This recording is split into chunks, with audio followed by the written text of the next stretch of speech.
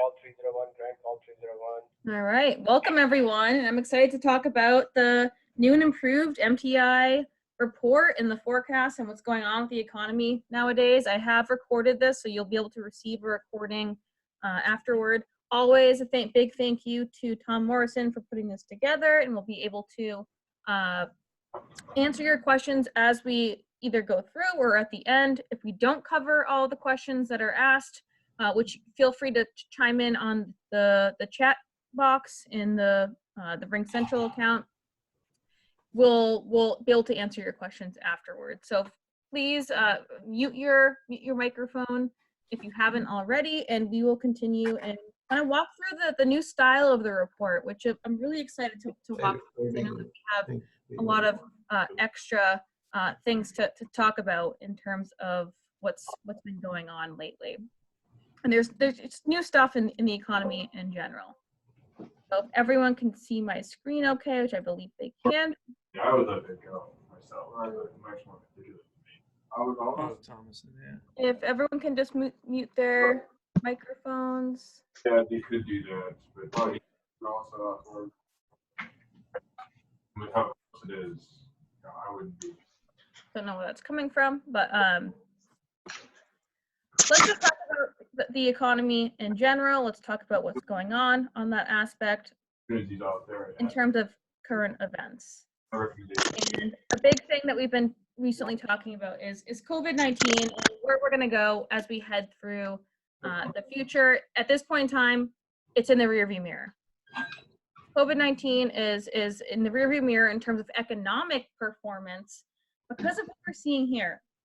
A lot of us look at what's happening in the COVID cases, the COVID deaths, the whatever's going on in other numbers. But what we like to look at ITR is overall businesses. Are they mostly open? Are they mostly closed? In this case, what you can see here is that they are mostly open. And that's what's very different from back in April of 2020, where we did see a lot more closures on that side of things, which is good news from the performance of the economy moving into the future. So know that there are good times ahead. There are going to be industries that are suffering. There are going to be industries that are thriving as we move into this year, into next year. And that's the whole point of today's conversation, is to say, as a business leader, where should I be focusing on? Where should I be pivoting my business toward to reap the benefits of what's happening in the economy, or staying away from the negativity that's in the economy? In this case, almost the whole US is open right now. And that's encouraging for the recovery and the expansion of the US economy moving into not only 2021, the year that we're in right now, but also 2022. So I'm really excited to talk about overall the macroeconomic trends, and then get into your new report. There's a lot going on in your new report, which is really exciting, which is why we're extending this webinar from 30 minutes to 45 minutes. So I'm going to try to hopefully get everything down to 45 minutes.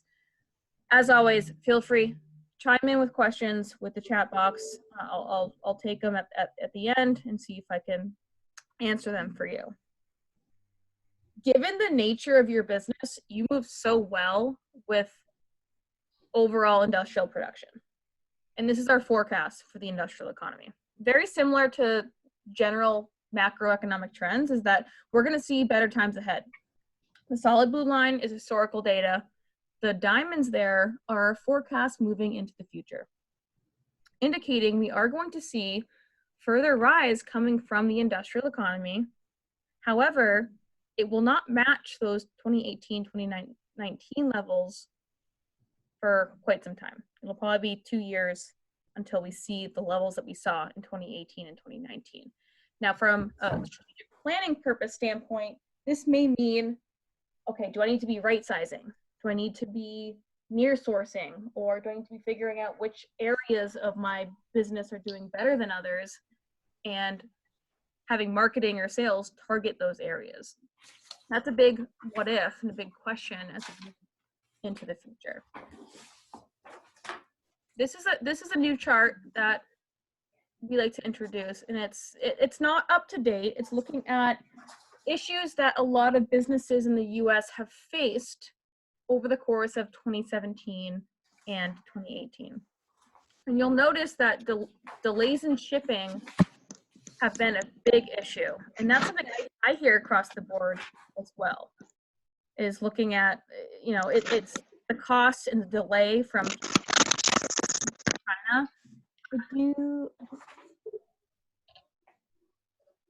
If everyone could mute their microphones, that would be great, I think. Okay, there we go. All right, so when we look at overall onshoring versus reshoring, a huge hiccup is latency and delays in shipping. The next hiccup is production schedule delays. Given COVID, we've seen a huge amount of nearshoring happening. And I think that could be an advantage. So if that's something you're considering, let us know, because in my opinion, it's a good option to go down. So these are the 5 main concerns of outsourcing from a lot of businesses in the US. You can do that. Latency and delays in shipping are kind of. Thank you.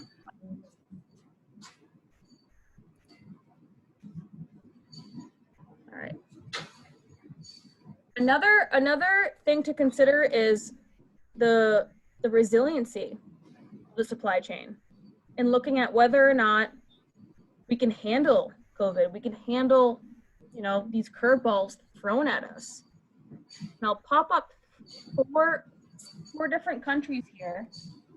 And what I want you to notice is all the way to the right is the US. The 85.2, that arrow pointing down to the 85.2 indicates that US is resilient. We're able to handle these curveballs, the COVID curveballs. We're able to take, you know, a punch to the chin to other areas.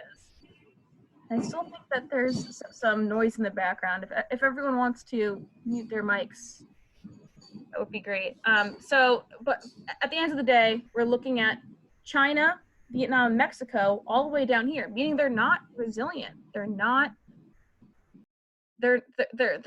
able to handle the hurdles that the US can handle. We're very capital oriented, we're very labor oriented. We have all of the mechanisms in place to be malleable to what's happening in the economy, to COVID-19, to, you know, the presidency. All of those things have been very helpful.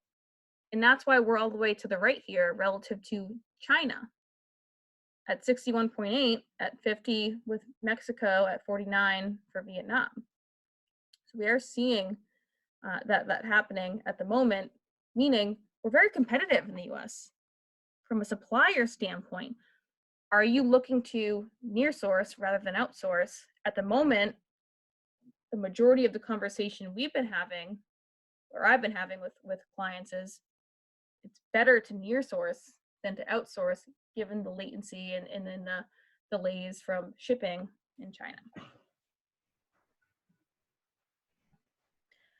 How much does it cost to operate abroad?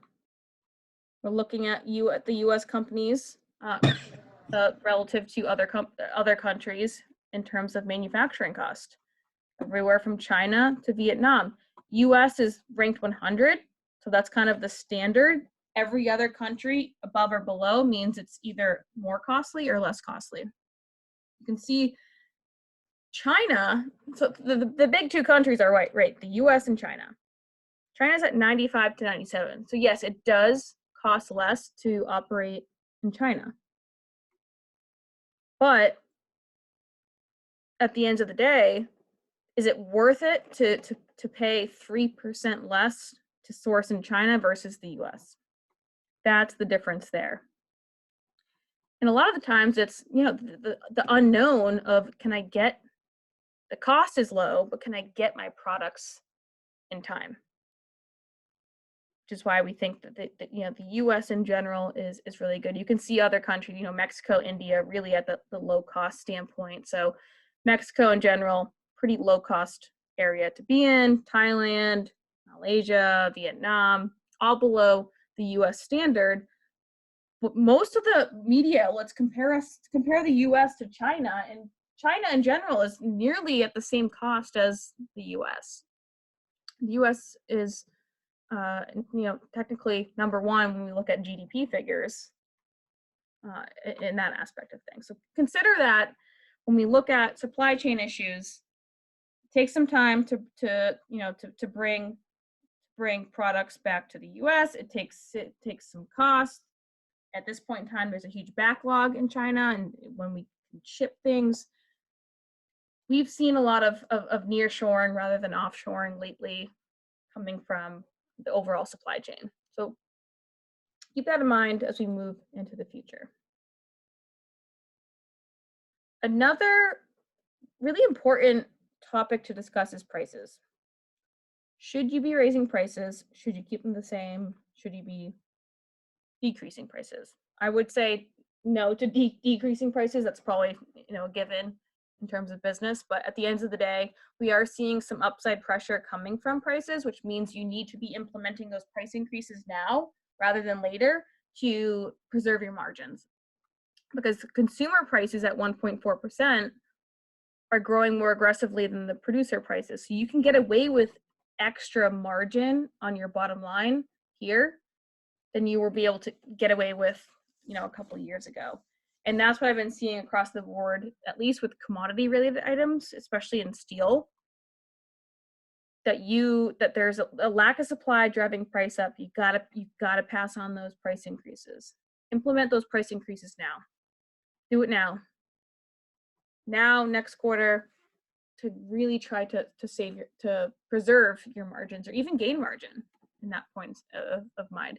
And that's reflective too in commodity prices. So we saw, or just that the previous chart was showing just overall consumer prices relative to producer prices. What this is showing is each individual commodity.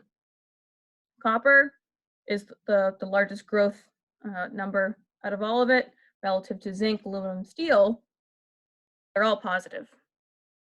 Look how long they were in the negative for the past couple of years. You weren't able to get away with those price hikes.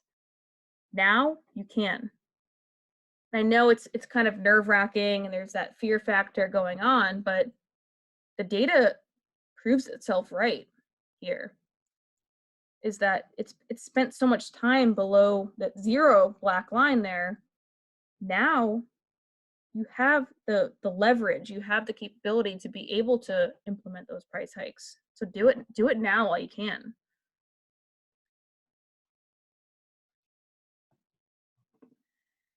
This is a great chart. I do like to show that kind of looks at each individual construction industry. This is from our ITR trends report that's delivered monthly, and it looks at a multitude of industries in the US, from housing up top here to education, office, hospital, all the way down to public water and sewer. And it defines the definition or the growth rate of the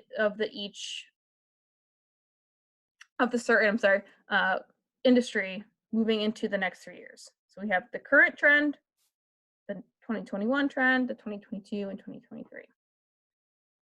When I look at this, I say, okay, housing, good industry to be in. If you can get in housing, stay there. Because we have green, we have growth, we have positivity across the board coming from, this is the year-over-year growth rate from each industry in single unit, multi-unit. Office construction, down. Stay away from office because there's already existing inventory. You don't need new inventory. Everyone is going out there and purchasing the existing inventory in the housing market rather than no one's building new. There's already too much oversupply.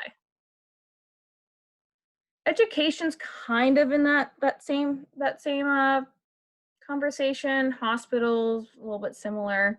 Warehouse construction's also an opportunity. So when we look at the overall data, housing, great. Warehouse, great. Office, not great. This is where you tell your marketing and sales team to focus on. Don't go into office construction. Stay in the housing market, stay in the warehouse industry, or even if you're not in that industry, maybe that's a good industry to be in. Warehouses right now are thriving because of the Amazon effect. That's something we want to kind of pay attention to and look at in general. Equally as important as what I just mentioned is also observing where the industries are on the timeline. Because what happens today in, let's say, the upstream industry in your market does not mean you're going to feel that activity today. You have to make that mental shift of what's going on. And this is a great chart that shows the business cycle. You can see the different colors.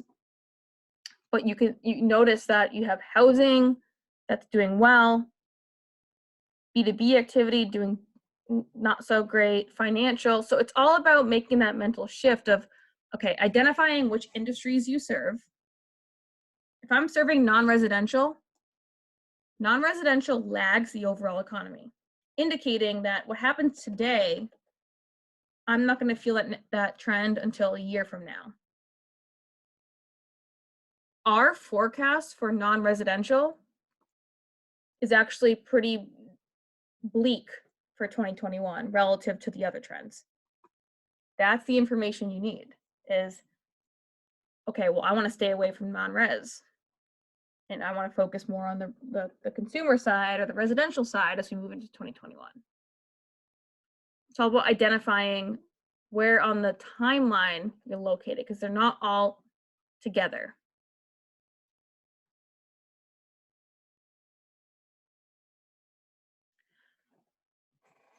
I've gotten quite a bit of questions lately. This is why I want to include this in the report or in this review is the questions I've been getting lately is, are we currently in this 2030 depression? And for many of you, you've heard of this 2030 depression.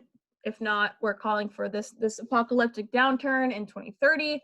At the end of the day, no, we're still calling for this 2030 decline. And the reason for that being is this: the drivers have not changed for this depression. The demographic trends are still there. The healthcare costs are still there. Nothing has changed out of the drivers to this. What we're going through right now is driven by a black swan event. So we are still expecting this 2030 depression. It has not moved forward 10 years. Do not expect that, we're not going to see this downturn in 2030 because of this black swan event kind of catalyzing this downturn. We're still going to see this depression in 2030. And this is kind of what it's going to look like. So many of you have probably seen this before. We're next 10 years, general rise followed by that descent, followed by general rise. So the stairway to heaven, highway to hell, general rise. That's where all the way to the left, this is the 1920s. That's what we're going through right now. We're going to see that moving into the future. If anything at all, our debt is huge. Right? You look at our transfer payments, what we're paying out in the red line that has just gone to the moon lately versus what we're taking in tax receipts. If I were to take that gap or that delta between the blue and the red versus what we've been through in the past, holy crap, like that is huge. And that's going to contribute to 2030 is our debt position, our debt ratio. So let's talk about you. Let's look at the latest report because this is the first time that you're seeing this new report style. We have a new update to the Outlook. So normally I don't like to include the text, but because this is the first time that we're seeing this style report, I did want to include the text. Maybe next time I won't include the Outlook and supporting evidence. But at the end of the day, when we look at your average monthly sales, you're pretty spot on with what we expected. When we add up all the data, all the MTI sales growth, what I really like to point out is all the way to the right. Your quarterly rate of change has reached a low point. And that typically happens if you look in the past, look at when the black line or that's black line has reached a low point in the past. How far after did that blue line reach a low point? That's where we expect your business, or not your business, but the MTI in general to reach that low point as well. So we're pretty spot on with our forecasts in terms of where the direction of MTI is going to go. So know that we kept the forecast in place. Everything is spot on. Unfortunately, we hover over again to the left-hand side. Yes, we do expect rise, but it's not going to be to those levels, which kind of hones back in on the conversation of right sizing. Should I be right sizing my business? What should I be doing? Should I be focusing on the single family housing market? Should I be focusing on warehouse industry? It's all about where you should be putting your eggs into certain baskets. But if you put yourself on cruise control right now, yeah, good things are going to come, but it's not going to be anything to write home about.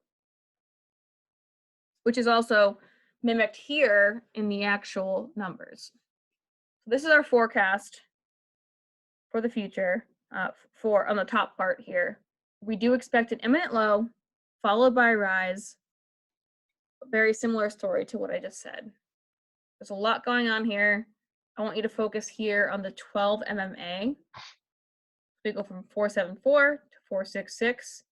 This 466 is the lowest point in MPI, and then we start climbing. That's when good things start to come. We see the rise generally happening. That's good. Over the course, even of the next 12 quarters, 557 average sales is going to happen in 4Q23. So we're pretty much at our lowest point now, which is great actually, because the competitors that are not involved in MTI don't know that. They don't know that this end is near. They just think that it's going to decline. You know that things are going to end. And that's reflective too in non-defense capital goods new orders, where we see, and again, very similar to what I just mentioned, is next time around I'll probably remove this text. I don't like reading verbatim, so I'm not gonna read off this chart, but I like to visually show you what your report's gonna look like, and you've received it already, so you can look at that. But at the end of the day, B2B activity is going strong. It's kind of an outlier, an upside outlier that could potentially suggest that you could beat the forecast. You could beat what we're currently calling for. We're seeing interest rates in a very low environment, the government stimulus, all incentivizing potential new capital equipment expenditures, which could very much tie into your own projects. That's an upside risk. Now, when we get into the vertical markets, light vehicle production, this is what I talked about earlier. I do see some upside potential. I would give you a little bit of a caveat, just because of what I'm seeing in the delinquency rates and the loans that are being given. I would take some precautions when it comes to automotive. If any of you are involved in automotive, take some precautions with that trend here. Again, I'm not going to read verbatim off of any of that below. I'm more focusing on the visuals up top there. So yes, it will see some good opportunity in the near term, but I don't know. It's the delinquency rates, the fact that you can get a 7-year car loan just makes me a little bit nervous. All right. On the contrary, heavy-duty truck production, because of the Amazon effect, is actually, we can't even find the workers. So the issue here is the demand's there. We cannot find the people to fill the trucks, drive the trucks in this case. We are seeing new demand for heavy-duty truck production, but we can't find the drivers to drive those trucks. This is something that we could see a rebound in near term. Again, very similar picture to paint from before, where the forecast in the light teal bars there, not even close to what we went through in 18 and 19. So there could be an oversupply, meaning there may be opportunities in repair. That could be something to kind of focus on too, is not new construction or new activity or orders, looking at the repair market, the service market. That's what we're seeing. You know, given that the depths of the low point from COVID, I'm assuming there's going to be an oversupply of inventory, not only in this industry, but in other industries as well. This is when you want to, you know, kind of hit their soft spot on the marketing and the sales standpoint in terms of looking at service and repair. That's when, you know, the economy's down, my car needs to be sold. You know what, I'm just going to quickly fix it. That's the repair side of things, which we could see some opportunities on.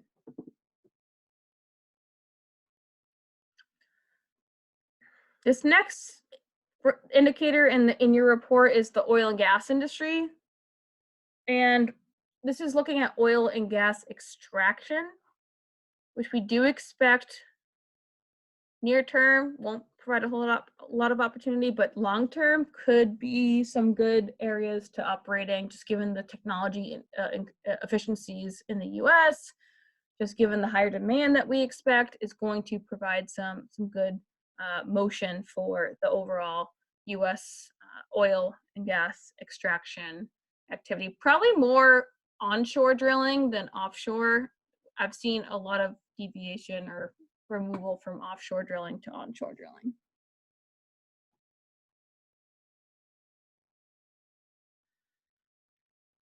For anyone in this industry, I'm sorry. This is not an area that's going to see anything like you saw in the past, I don't know, 10 years, 8 years. You can see on the left-hand side of that chart there, unfortunately, the level of new activity in civilian aircraft versus our forecast. So it's about looking at where the opportunities are, focusing there, but this is not one of those, despite the fact that we are expecting rise on the left-hand side. Relatively speaking, it's not a great area to be in.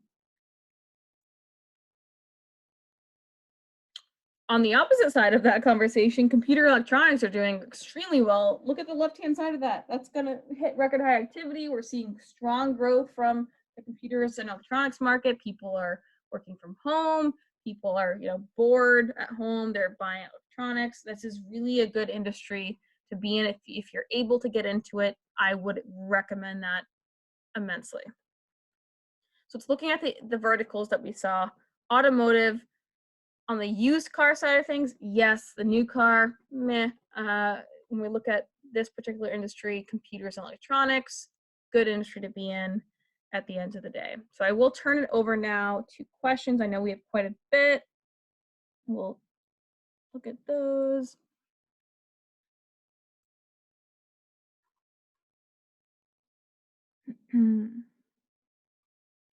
How is the risk resiliency calculated? So that it's an index of whether or not they can handle. So it asks yes or no questions. Are you able to handle getting to another supplier tomorrow if one failed today? Are you able to ship out products today if one failed today? So it's all about, it's a mix. I don't know the exact breakdown, but it's a mix and an index of questions asked on whether or not they're able to deliver products relative to the circumstance. The next question I just got is, how long do you believe the extended risk from delivery of offshore items will last? I think it'll last quite a bit, and the reason for that is if we see a lot of onshoring now, and let's say next year we see the opposite. We see a lot of activity going the other way. Okay, well, this business that just brought all of their business onshore is not going to jump the gun and say, okay, I brought it onshore, 6 months later, I'm going to bring it back. It's going to take some time. At the moment, it's still very competitive in the US. I would say it's going to be definitely longer than shorter when we look at the data itself. So keep that in mind, as well as the fact that there's a lot of vertical integration going on. There's a lot of, okay, well, we'll just build it ourselves kind of mentality. And I'm seeing that a lot. I think it's effective. So I would definitely consider that information. The next question I have is, what is the forecast for domestically produced light vehicle components? So we do have an outlook for motor vehicle products instead of just the full car itself. At the moment, I don't know off the top of my head where it's going, but I know that in times of downturn, people typically migrate to fixing their car up rather than purchasing a new car. So components does well when the economy is down because they can't find, because first of all, they don't want to buy a new car. They can't afford a new car. They need to repair it, and that's what does well. Which goes hand in hand with the statement of tracking your indicators is critical. It's huge. It's looking at, okay, well, I know that if automotive goes down, even if I'm in automotive, I want to focus on the repair side of automotive rather than the new car side. So I know that I'm going to see opportunities there where I couldn't find it on the new car side of things. Well, crap, I can't buy a new car. I gotta fix the things on my existing car, and that's going to be beneficial on the component side of things. So know that the component side of things is usually inversely related to the new car. So now that we're expecting better movement ahead, that may be a risk, but the lack of supply of new existing cars could mitigate that too. So I wouldn't hang my hat on anything on that aspect, but know that when the economy is good, components may go down from a repair standpoint. The next question is, are you predicting a Nike swoosh recovery instead of a V or a K-shaped recovery? In my mind, I'm thinking a K-shaped recovery, not a Nike swoosh, because every industry is so different, and that's what the K-shape represents, is certain industries will benefit from COVID, certain industries will fail.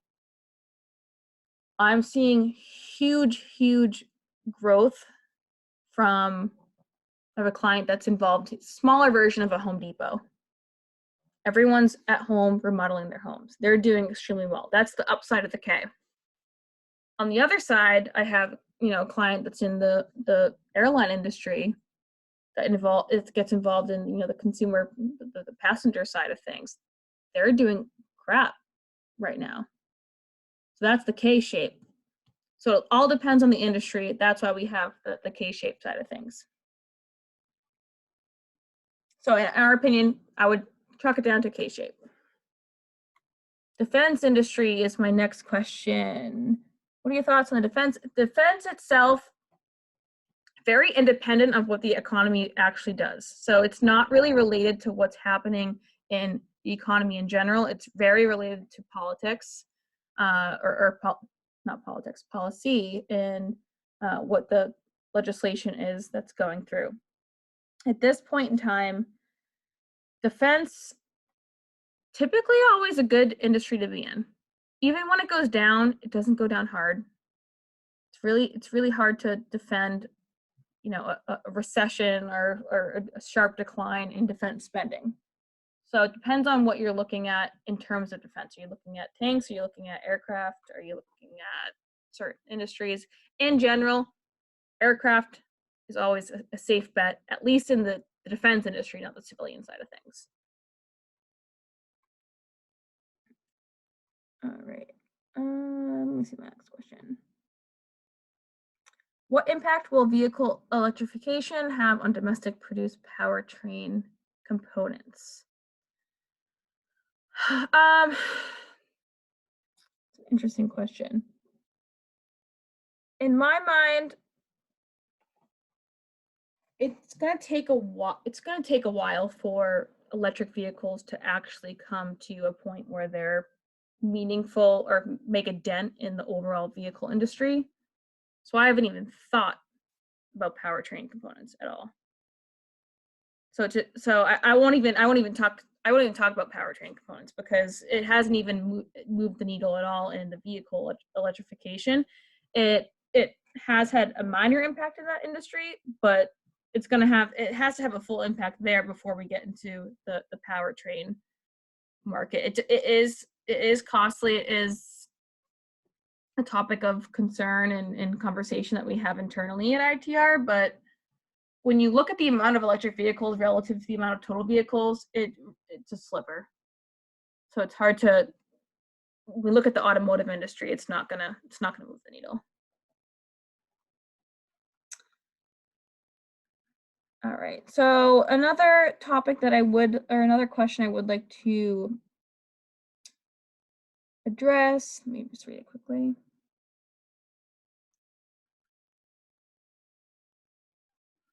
Is talking about the impact of oil and gas in 2022 or in 2021, 2022. The demand for oil and gas, or first of all, legislation comes, it takes a long time. It takes 18 months. So 18 months from now, we are in the middle of 2022 when it comes to overall oil and gas. We've seen, under the Obama administration, a more reserved approach away from coal. Trump had more, approach into coal. We're now in a more democratic state where it's going to be away from coal. But at the end of the day, when we look at, the businesses itself in the U.S. and abroad, very, very capitalistic approach, cost. And at the moment, with oil prices being where they are and the demand that we're seeing, I think that the oil and gas side of things are going to see the benefit of the future relative to electronic, at least for the near term. The next question, when do you see electrical vehicles becoming a meaningful amount of car production? It's gonna be a while. That's our stance too. It's gonna take some time, probably years and years. Not tomorrow, not a year from now, 2 years from now. It's gonna be a very slow and steady, especially when you see oil prices where they are now. From a business standpoint, the incentive is to build new cars that are oil related because it's the oil prices. The cost to fill up your tank is so low relative to other things.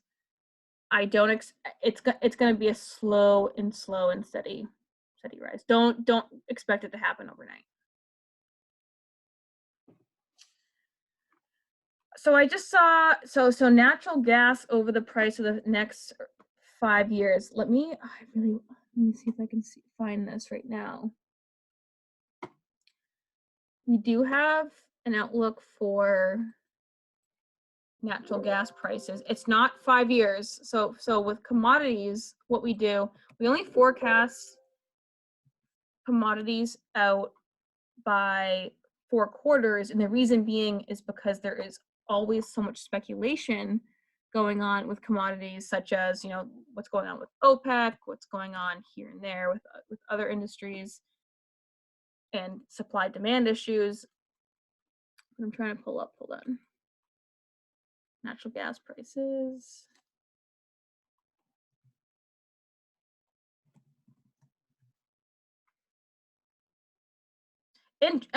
Commodities in general will rise over the course of the next couple of years, depending on, holding off, not a couple of years, but the next year or so. And okay.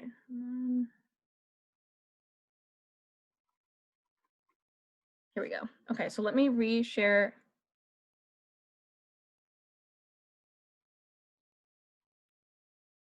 My screen here. Everyone can see that. So our trends report that we deliver monthly has forecasts for natural gas prices. So you'll notice where my mouse is hovering, or where it is highlighted, where my mouse is hovering over, we have 4-quarter forecasts for natural gas prices, which is generally up and up. Next 3 quarters will be a mild rise, and then the 4th quarter will be that more aggressive rise. You can see the direction of it. You can see down here, it's the reasoning behind why we expect that direction to happen, overview. So if you're interested, the trends report it's a really great read. If you're looking to, it's basically a monthly magazine that produces forecasts for several industries. If it's commodity related, it's only 4 quarters into the future. But if it's other industries, it's usually 3 years out. It's always very helpful. We do steel prices, we do natural gas prices, oil prices, all the way out, so you get a gist of where we expect them to go, which will help you make those decisions on everyday business to business activity.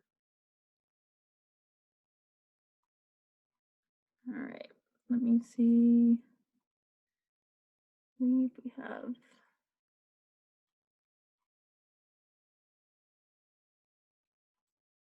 hold on. Let me go back to this share. Okay. What do you see with respect to demand for heavy construction machinery in the next few years? Same for mining equipment. I think construction machinery, we do have a more subtle approach. It will recover. It will see some good times ahead, but it won't be a record high activity. Very similar to mining equipment, and the reason for that being the fear factor, and there was an oversupply of inventory beforehand. So we go back to, let's see, where is it? Construction machinery.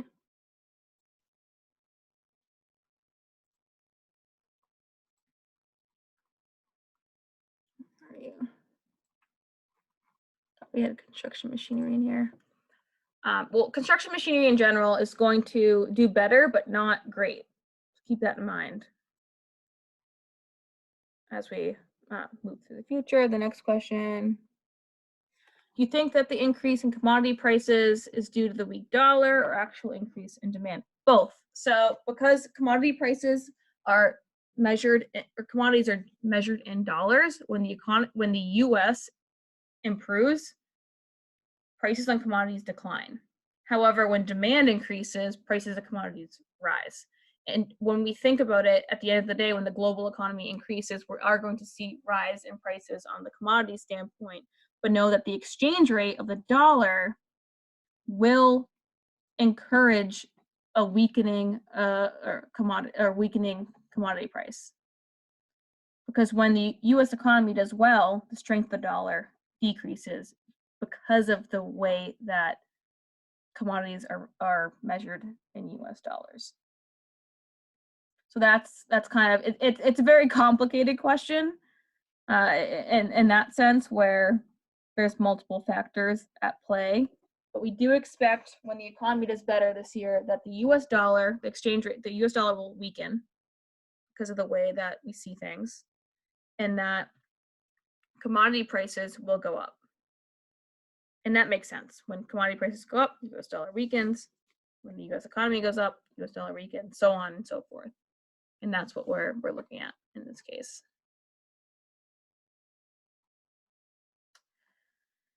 That looks like the last question coming my way. Oh, never mind. This next question was regarding labor costs domestically.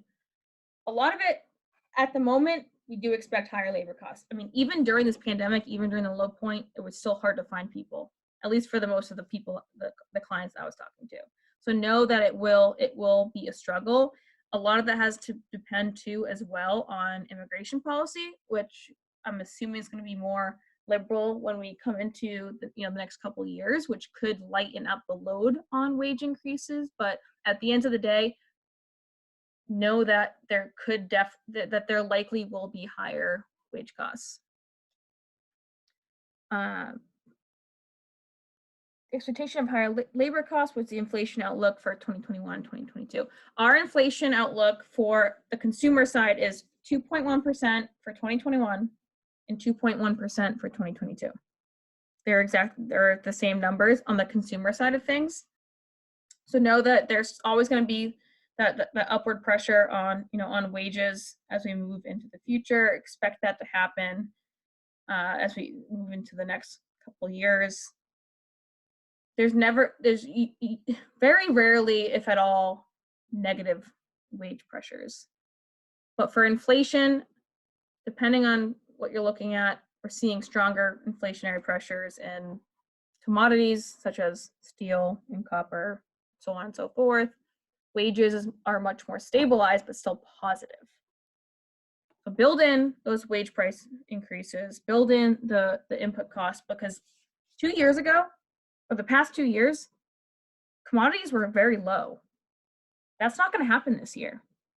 You have to mentally shift your thinking of, we're not going to see a similar situation than we saw the past 2.5, 3 years. We're going to see a much higher inflationary environment. We need to be making those price hikes now, before my competitors are doing it, to gain that margin, to gain the ability to reap the benefits of what's going on before anyone else realizes it.